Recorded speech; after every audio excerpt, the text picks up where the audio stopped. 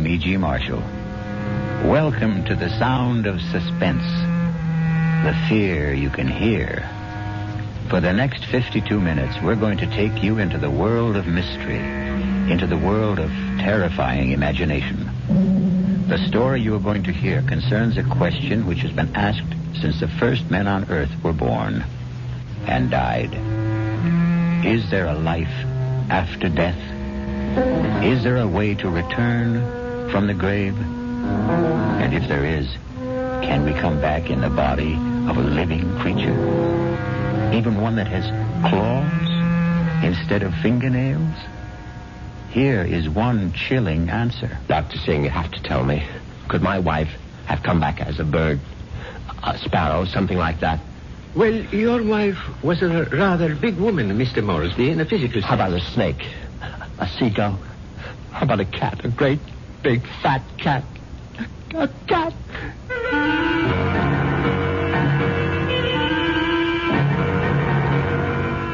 Our mystery drama, The Return of the Moresbys, was written especially for the Radio Mystery Theatre by Henry Slesar and stars Patrick O'Neill.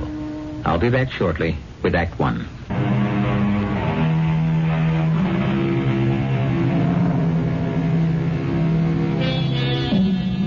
Now here is Act One. Like all murder stories, sooner or later, it reaches the office of a daily newspaper. You wanted to see me, Chief? You bet I want to see you, Prouty. Come in and shut that door. I bet I know what it's about. That story I filed on Richard Moresby, right? I got a flash for you, Prouty. This is a newspaper office, not a fiction magazine. You take this story of yours and see if you can sell it to Weirdo Digest or something. But get it off my desk. Now, wait a while, Max. I know it's offbeat, but I thought I handled it with a kind of a light touch. Stories about murder can't be handled with a light touch, not on this paper. But it's accurate. I mean, this is exactly what the guy Moresby told me, just before he died. Well, he must have been out of his head. He asked for somebody to hear his story. That's how I got to meet him. I was at the hospital covering that subway accident. Now, that story made sense to me. Nothing but nice, clear facts. But this nonsense... Please, let me tell you about this guy. Maybe you'll change your mind. All right, what about him? Well, for one thing, he was a real distinguished-looking guy. The only thing peculiar about him was his eyes. His eyes? Yeah. They were the palest blue eyes I ever saw on a man. They weren't really blue at all. They're like silver. Big deal. So he had silver eyes. And when he started to tell me about himself, well, I just had to hear the whole story, Chief. Yes, I was born in London, but my family moved to the States when I was young. They didn't improve much on the climate when they did. We lived in Vermont. I don't think I was ever warm enough until the age of 24 when I moved to Southern California. I lived on beaches. A superb swimmer, a superior surfboarder, and a terrible bum. It was on the beach at Malibu that I met the woman who was to become my wife. Her name was Una. She was as pale as a gardenia with bones. Una had more bones than any other woman I've ever met. Lovely day, isn't it? I beg your pardon? I said it's a beautiful day. I don't think I've ever seen the ocean look prettier. Frankly, the Pacific always looked a little muddy to me. I wonder if that's what Balboa said when he first saw it. Well, he probably said, what a great place for surfing. Ah, I see you have a surfboard. Yes, as a matter of fact, I think I see a wave that I like. Will you excuse me? Oh, I wish I had the nerve to try it. Yeah, you really should. Well, bye now. Maybe I'll ask my chauffeur to teach me. I'm sorry. What did you say? Charles, my chauffeur. He's very good at sports. Come to think of it, that wave doesn't look so good after all. By the way, my name is Richard. Richard Moresby. How do you do? My name is Una.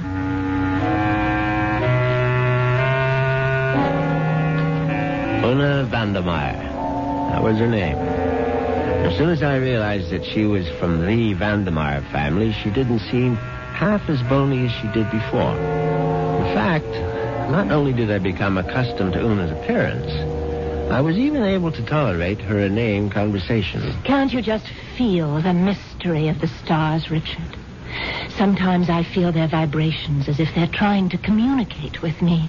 Do you ever feel that? Well, sometimes, I suppose. I really think we must be one with the universe, don't you? I really believe there's just one great universal soul, and we're all part of it. Don't you think so, too? Yes, of course. Right on, as they say.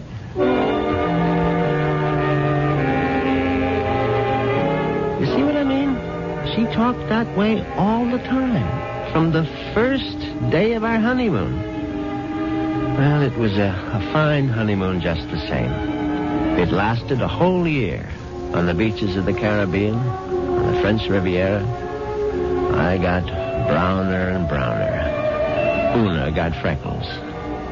Finally, we returned to our home in Los Angeles and settled down to a quiet, comfortable marriage.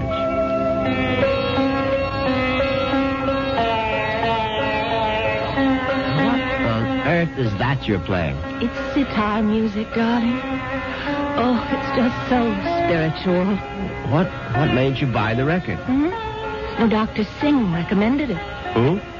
Dr. Singh, at the Temple of Metapsychosis, you know. The Temple of what? Metapsychosis. I told you about joining the temple last week. Oh, Richard, sometimes I think you don't listen to me.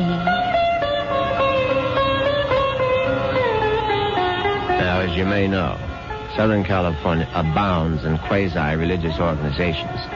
And she'd gone through a number of them without discovering the universal soul at any of their altars. Darling, please come to one of Dr. Singh's lectures.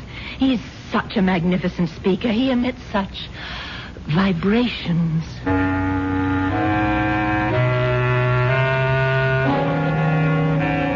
And I went. You see what an obliging husband I was? Actually, it turned out to be more interesting than I thought. The temple itself was unpretentious, and Dr. Singh was an impressive man. And when he spoke, I realized why his message had such appeal for Una, because he preached a doctrine that combined eternal life with a love of small animals. The soul is immortal. The soul cannot die. The soul, upon leaving the body, must make its passage elsewhere. There is a science called eschatology, which deals with the last four things: death, judgment, heaven, and hell. It is the most ancient of all sciences, and from its wisdom has come the inescapable certainty of the transmigration of souls. Yeah, I know it's a bit weird, but stay with it. And where does the soul go? According to the wise men of all generations past, the soul departs from the mouth of the dying. It is consequently a small thing. A bird, a snake, a mouse, a dove, or a hawk, a dog, a cat, an insect. For these small creations of God are empty vessels placed upon earth for only one purpose: to house the departing souls of humanity, so that they need not wander forever in a trackless eternity. Yeah, it's pure rot, of course. But that's what the man said, and Una sat there and believed every single word. Oh, wasn't he marvelous, Richard? Isn't it wonderful that the soul never dies? That we can all come back as little animals? I'm not sure I want to come back as an animal. But you'd still be you, Richard. Oh, don't you see? Well, by the way, what was that envelope you handed Dr. Singh after the meeting? The envelope? Oh, that was my donation, of course. Your donation to the temple? Yes, to support the work of Dr. Singh, to open other temples around the world. Well, how much money was in the envelope? Now, what does it matter, Richard? I'm just curious. $2,000. $2,000? Una, you go to that temple once a week. Do you always give that kind of donation? Oh, it's all in a very good cause, Richard. Well, in an equally good cause, that of finding out exactly how much of my wife's money was supporting this nonsense, I sneaked a look at Una's checkbook. The answer astonished me. Not only had my wife put more than $30,000 into Dr. Singh's collection plate, she had also donated some $20,000 more to various institutions for the care and feeding of cats, dogs, and birds. It was so kind of you to honor us with a visit, Dr. Singh. I know how terribly busy you are. On the contrary, You are kind to invite me to your lovely home. Oh. Now tell me, Dr. Singh, what determines the kind of animal one becomes when the soul escapes after death? Mrs. Moresby, that is a question which has baffled wise men for countless generations. But isn't it possible to do, well, research? Yes, Mrs. Moresby. I don't doubt that we could find the answer to such great questions if only we had the proper resources. But, unfortunately, that would require money. A great deal more money than the movement has at present. Well, it seems to me you don't do badly.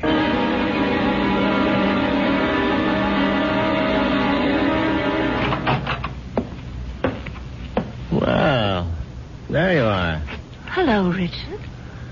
Where have you been all morning? Right here, in my little sewing room. Don't tell me you were sewing. Oh, don't be silly. Actually, I've been composing something. A letter? Oh, something more important than that. Richard, do you realize that I have no last will and testament? Well, why should you? Healthy young chicken like you. I can't call myself young anymore, Richard. You'll always be young to me, darling. Oh, that's very sweet. But just the same, it's only practical to have a will. Would you read it over, Richard, and see if it sounds legal enough? Certainly. Well, let's see now. I, Una Vandermeyer Moresby, a resident of the city of Los Angeles, state of California, residing at 8 Sheridan Drive, being over the age of 21 and of sound and disposing mind and memory. Darling, this is superb. Where on earth did you get the language? Well, to tell you the truth, I copied it out of Daddy's will. The one that left you $10 million? Yes. Well, I don't see how you could go wrong. Let's see now. Not acting under duress, menace, fraud, or undue influence of any person whomsoever... And, good Lord, Una. What's that? What is it? What? You're not serious about this. Oh, about making a will? Well, of course I am. I mean, this bequest to the temple of mumbo jumbo. What's wrong with it? Now, listen, darling. I told you how important Dr. Singh's work is, but it requires money to carry it on. Tons of money. So the least I can do is to help the poor man as much as I can. But you're giving him 90% of your entire fortune. You'll still have $1 million if I go first, Richard. Isn't that enough? No, it isn't. I mean, the whole thing is ridiculous. Don't you realize that man is a fraud, a charlatan? What? Oh, for heaven's sake, Una, open your eyes. Don't you realize the simple truth? Your money won't build any temples. It's just going to line the pockets of that turbaned phony. Richard, what a terrible thing to say. Well, you told me you liked Dr. Singh, that you were very impressed by his theory of transmigration. Darling, I was only saying all that to please you. But now I'm telling you that the only thing Dr. Singh is planning to transmigrate is your money into his savings account. And frankly, I'm not going to let him do it. Richard, what are you doing? You're tearing up my will. That's right. How dare you do such a thing? It's my money, and I'll do whatever I please with it. Una, darling, I just want you to have a chance to come to your senses. Oh, there's nothing wrong with my senses. I can see very clearly what the real trouble is. If I didn't leave a will, all my money would go to you, wouldn't it? Well, naturally, I'm your husband. You don't have any other relatives. And that's why you're acting this way. It's just plain and simple greed. Una, listen to me. No, it's all right. It's all right. I'm glad you tore up that will, Richard, because I realize now that I was quite wrong. Do you? Yes. It's a mistake to leave only $9 million of my money to the temple. I'm going to leave all of it to Dr. Singh. When Una actually drafted that incredible document and called our attorney for a Monday morning appointment, I realized that I had to do something very drastic before the weekend was over. I had to kill my poor, misguided wife. I had to make her one with the universe.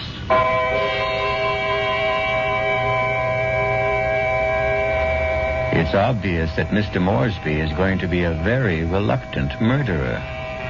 The question is, will his reluctance get in the way of his efficiency? We'll get the details when we return shortly with Act 2.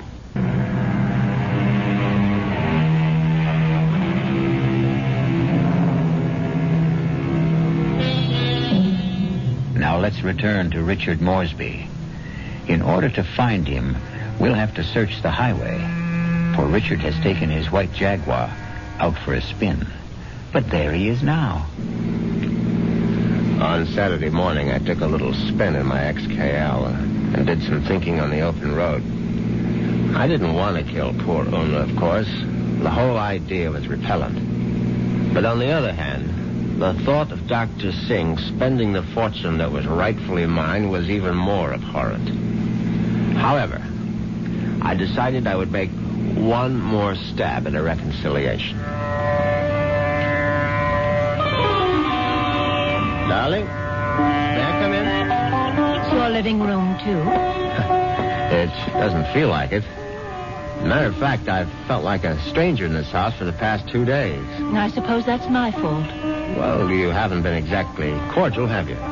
I've hardly been home, Richard. I spent all day yesterday at the temple and all morning at the pet rest kennels. And how are all the little souls doing? You just won't stop being irreverent, will you? It's been my money all along, hasn't it, Richard? From the very beginning, you were attracted to my money. Oh, now, darling, if you thought that, you would never have married me. I didn't want to believe it. I don't want to believe it now. Well, now, how can I prove to you that you're mistaken? Richard, you really want to prove it? Of course, I'll do anything you say. All right. Now, I know exactly what you can do. You can let me leave my money to Dr. Singh and the temple. The whole $10 million? Yes, because that's the only way I'll know that it's me you love.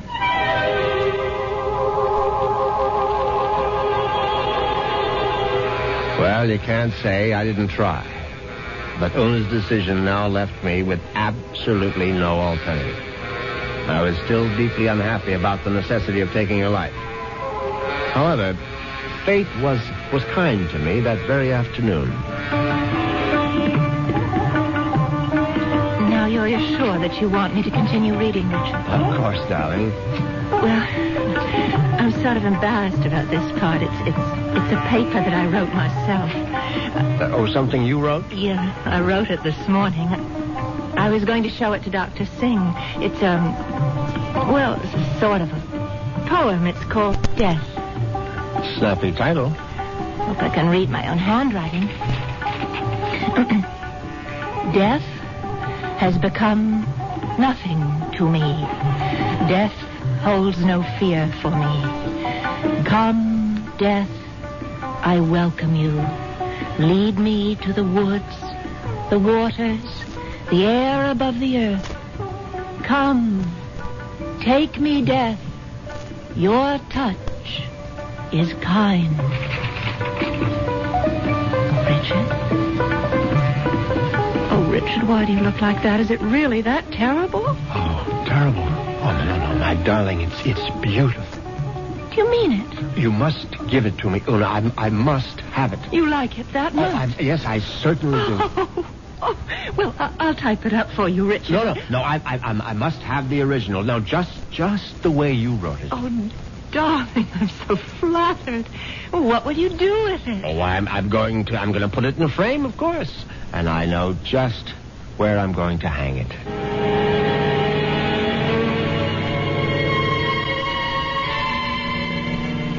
Yes, I could hardly believe my ears. Una had written her own suicide note in her own handwriting. It was truly karma at work. Now there was no question of failure, and no longer any need for delay. Oh, what a lovely idea this was, Richard.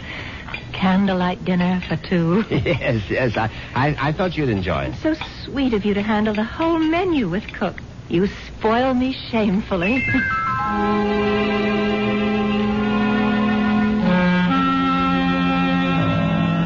And that night, I spoiled her just a bit more by bringing hot cocoa to her in bed. Oh, Richard, you shouldn't have bothered. But I know how you like your hot cocoa before retiring, Una. You can't get to sleep without it. No, but Parker could have brought it to me. Oh, no, this is something I had to do myself. Oh. No, drink it down now. Yes. I'm drinking it. Does it taste all right? Oh, tastes just fine.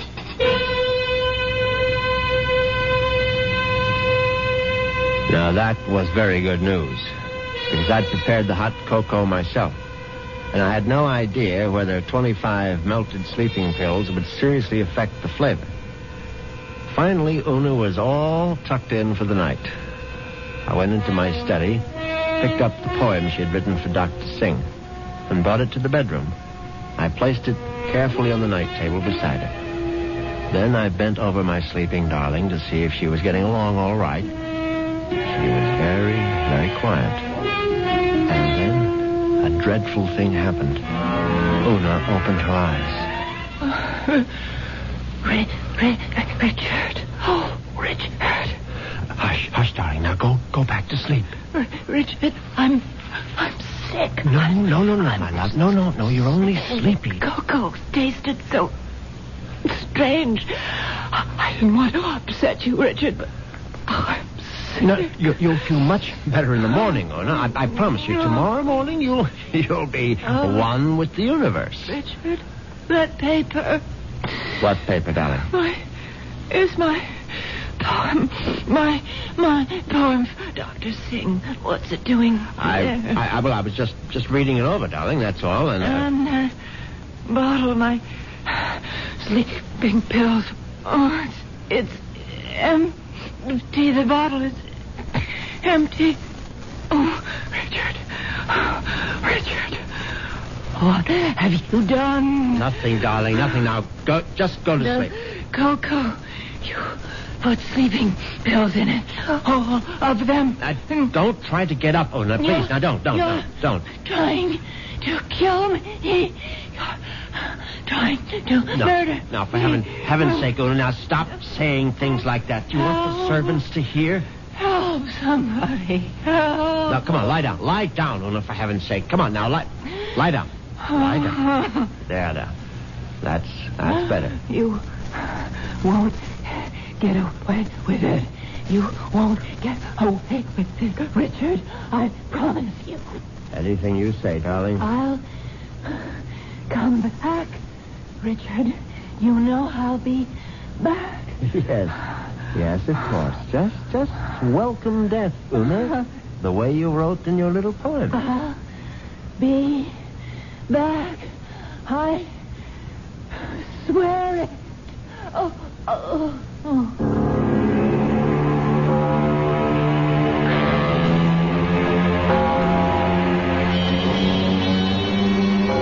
The funeral was held 2 days later. It was a magnificent occasion, of course. I gave Una a farewell that was consistent with her vast fortune. Everything was the best. Coffin, flowers, preacher, everything. Her burial place was one of the choicest bits of real estate at Forest Lawn. The only discordant note was the fact that Dr. Singh insisted on saying a few words at the service. They were familiar words, but frankly, they gave me a slight bit of a chill. The body of Una Moresby is dead, but her soul lives on. The soul cannot die. The soul is immortal. It has left the earthly remains of this woman and has sought the body of a small living thing. There it will abide until the Almighty is ready to choose its next home.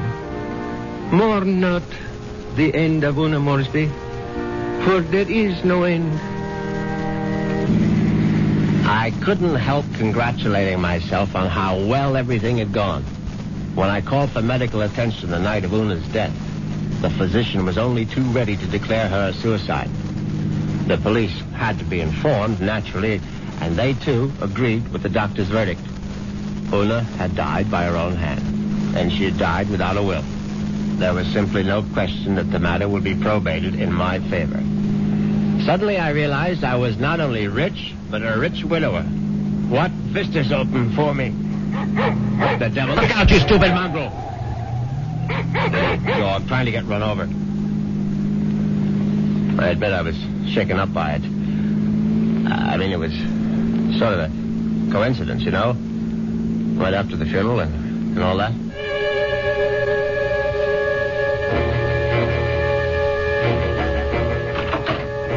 very glad to be home again. You can be sure. Excuse me, Mr. Moresby. Yes, Parker? Cook is worried about the raccoon, sir. The what? There's been a raccoon at the kitchen door all morning, and Cook is badly alarmed, I'm afraid. I've tried to scare it away, but it keeps returning. A raccoon, for heaven's sake? Why don't you just shoot it and make a coat out of it? I was wondering if you wished me to call the game warden, sir. Oh, please, Parker, do whatever you please about it. I'm going to take a nap. Yes, sir. Very good, sir.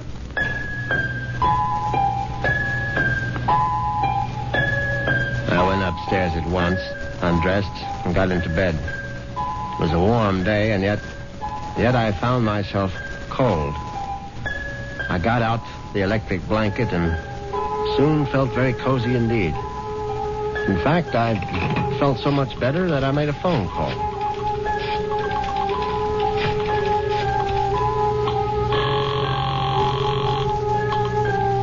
Hello. May I speak to Rachel? Thank you very much. Hello, Rachel? Yeah, who's this? Rachel, you probably don't even know my name, but it's Moresby, Richard Moresby. Huh? Who? You met me at the club numerous times. I'm the rather distinguished-looking gentleman who sits at the table on the far right corner. Oh, yeah, well, that's not my station. Yeah, I know it isn't, and I've always regretted it. Frankly, I would have enjoyed my lunches at the club even more if you had served them. Listen, I'm pretty busy right now. Well, what I wanted to find out was if you're busy this evening. Oh, what'd you have in mind? Oh, a little, quiet dinner, perhaps? Is that all you had in mind? Why don't we just wait and see? I can pick you up outside the club whenever you're free. Yeah, how I know it's you. I mean, I'm still not sure which gentleman you are. I'll be sitting in an XKL Jaguar. Do you think you'll recognize it? A Jag? I get off at 6:30. See you then.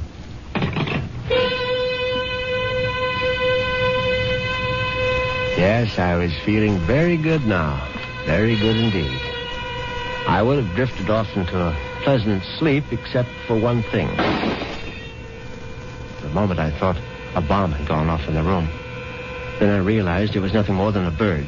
A foolish sparrow had dived in headfirst into the plate glass window of the bedroom and now lay stunned on the carpet. I looked at the thing's fluttering little heart, and suddenly I was struck by a terrifying palpitation of my own. The dog, the raccoon, the bird.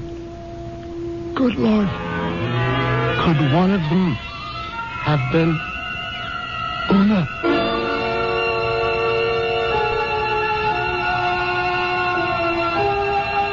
Has Una Moresby returned from the grave? Nonsense.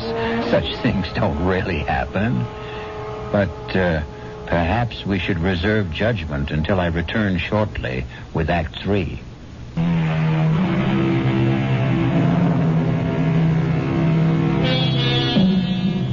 Now let's see if common sense has returned to our hero. He's doing a sensible thing right now. He's taking a good, refreshing shower.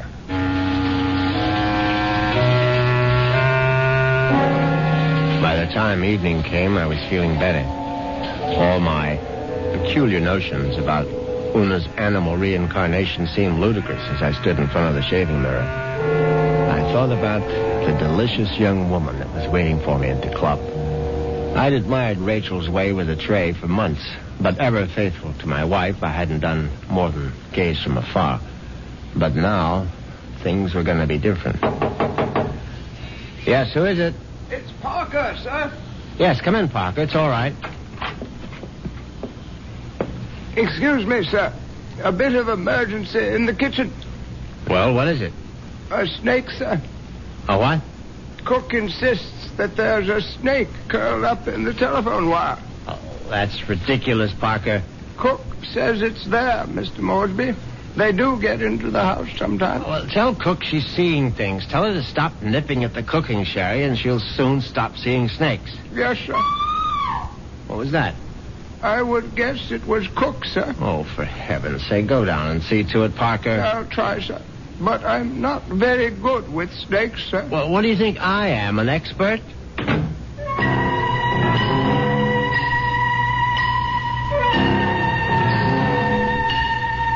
But that wasn't the end of it.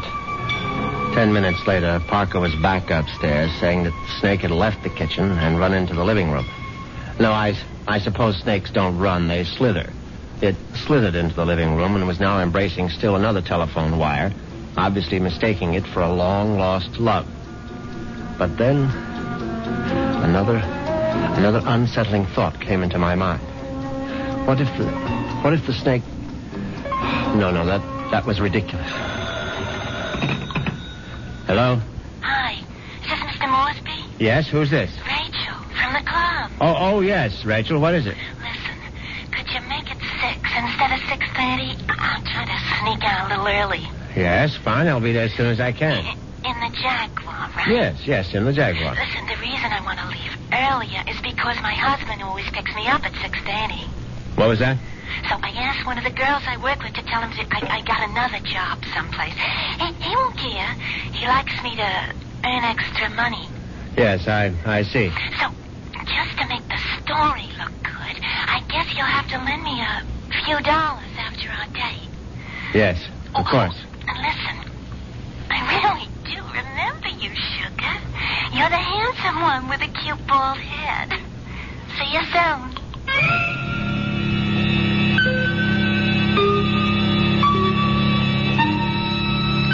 As it happens, I have a very full head of hair. But distressing as Rachel's telephone call was, an even more disturbing thought intruded. The snake was in the telephone wire. What if the snake had been trying to listen in on the extension phone? I knew the idea was absurd, but I couldn't help a superstitious shiver of dread. In fact, I was so troubled that I decided to forego my date with Rachel, the waitress. It wouldn't matter anyway. She'd be angry at some man at the club with a cute, bald head. The next day, I did the only thing that really relaxed me. I went to the beach. It proved to be an excellent idea. I stretched out on the golden sand and let the sun warm me. I listened to the waves beating against the shore. I listened to the haunting cries of seagulls circling overhead. Suddenly I was aware that the gulls which had been hovering over the water were now hovering over me. Now, instead of the cries being sad and plaintive, now they seemed menacing. I stood up hastily, but the gulls seemed to be increasing in number. I saw their sharp, pointed beaks, their raking claws. They were predators, of course. How many times had I seen them swoop into a dive and snatch up some poor fish out of the sea? And there was one seagull in particular. Its beady eyes seemed to be staring at me. No, it was my imagination, of course. I wasn't a fish. I was a man, but just the same, I found myself running down the beach. Running for dear life. And that's when I knew it was time to see a doctor.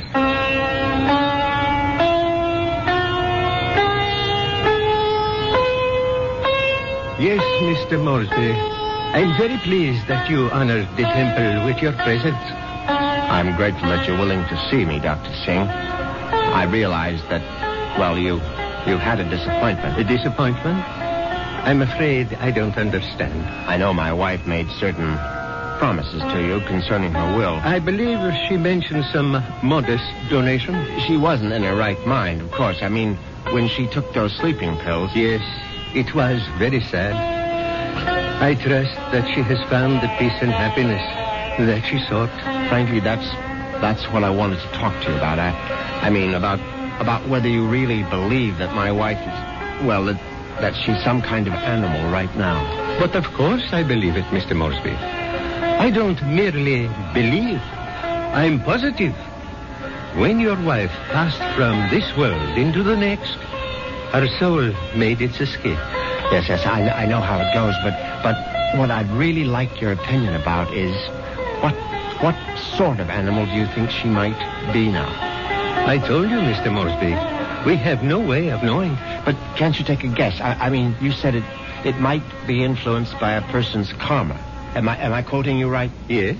The kind of person she was in life may well determine the kind of animal she is now. Your wife was soft. Your wife was gentle. Your wife was independent in spirit.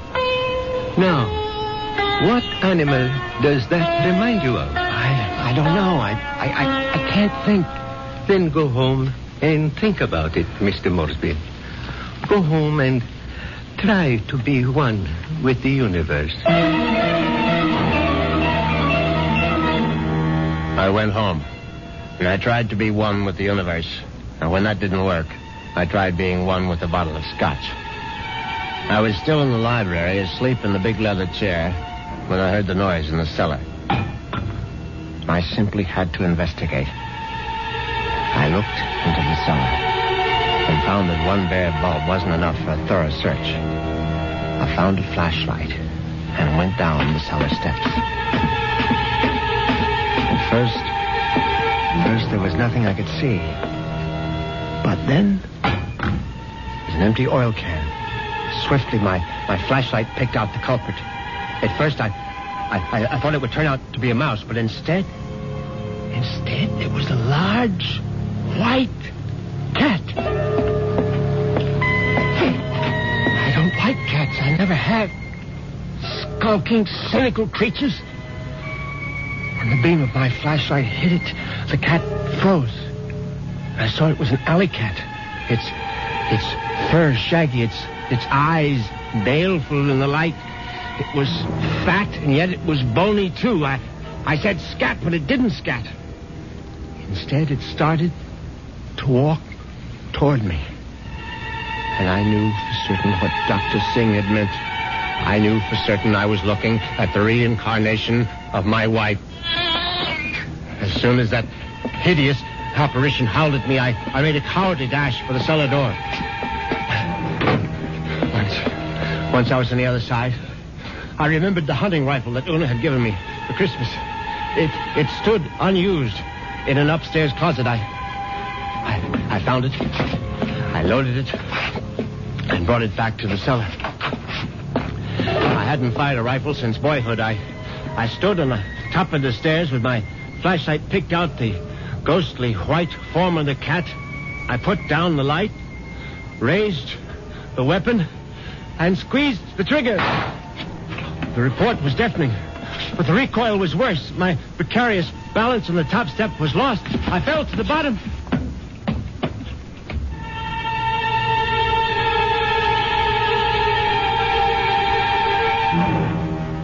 I tried to get up again, but the pain in my right leg was agonizing. I found out later that it was broken. But the cat was still alive. And it was regarding me at eye level now. Its fur matted with plaster dust. Its eyes filled with hatred. I tried to crawl toward my fallen rifle. Just as I saw the creature advancing toward me, I screamed, "Una!" My hand was on the rifle now, grasping it too quickly in my panic. My fingers touched the trigger. The rifle went off again.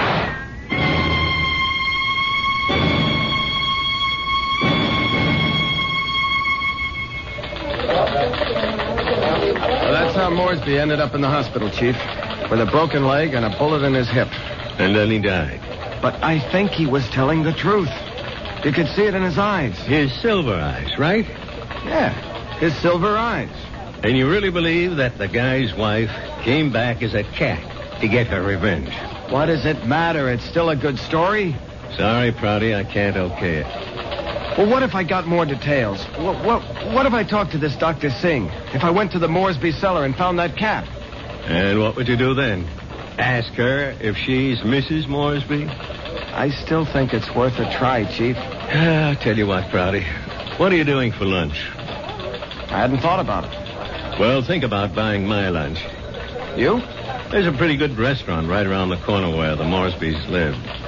Now, we can get a bite there and then check out that cellar.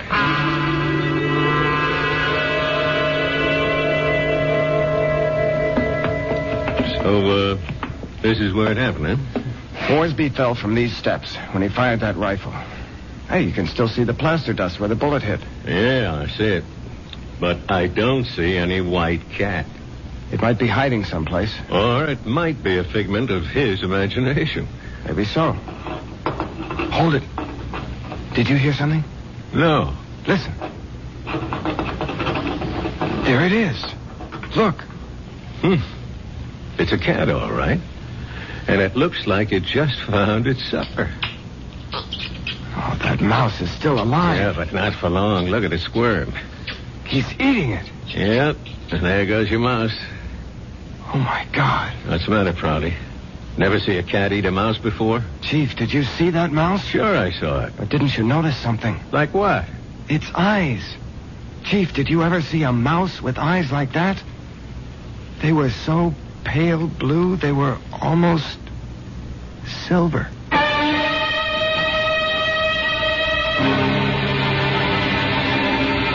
And so the cat and mouse game comes to an end. But according to Dr. Singh, there is no end. Perhaps Richard Moresby will have his turn next in another afterlife. I'll be back in a few moments.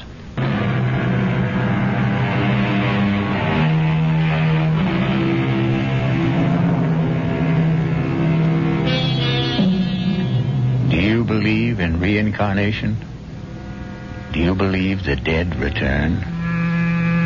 We have to believe it, because here we are, the reincarnation of radio drama. We hope you'll keep us alive by listening again to the Radio Mystery Theatre. Our cast included Patrick O'Neill, Marian Seldes, Nick Pryor, and Dan Ocko. The entire production was under the direction of Himan Brown.